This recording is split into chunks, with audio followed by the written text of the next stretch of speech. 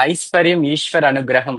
So, దీన్ని ధనదక్షిణామూర్తి లేదా స్వర్ణాకర్షణ భైరవ అంటారండి. మీరు చూసారా ఇక్కడ? ఈశ్వరుడు ధనాన్నిస్తూ ఉంటే ఇటువైపు కుబేరుడు, ఇటువైపు లక్ష్మీదేవి ఉన్నారు. ఈశ్వరుడు ఈ మొత్తం సృష్టికి ఐశ్వర్యకారకుడు. ఈశ్వరుడిచ్చిన జాబే కుబేరుడు చేస్తున్నాడు. ఆయన రిజర్వ్ బ్యాంక్‌కి గవర్నర్ అయితే లక్ష్మీదేవి ఫైనాన్షియల్ మినిస్ట్రీ.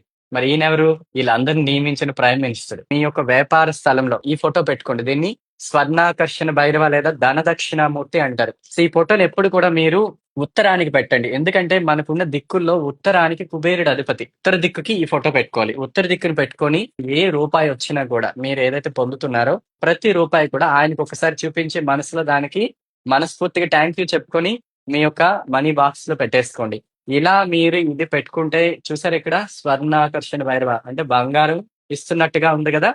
అందుకే పెద్దలు అంటారు ఈశ్వరుడు ఇవ్వాలి ఇల్లు నిండాలి అంటారు. ఈ సామెత మీరు విన్నారా? ఇచ్చేవాడు ఈశ్వరుడే, గుర్తుపెట్టుకోండి. ఈశ్వరుడు అనుగ్రహం లేకపోతే లక్ష్మీదేవి కూడా ఏం చేయలేరు.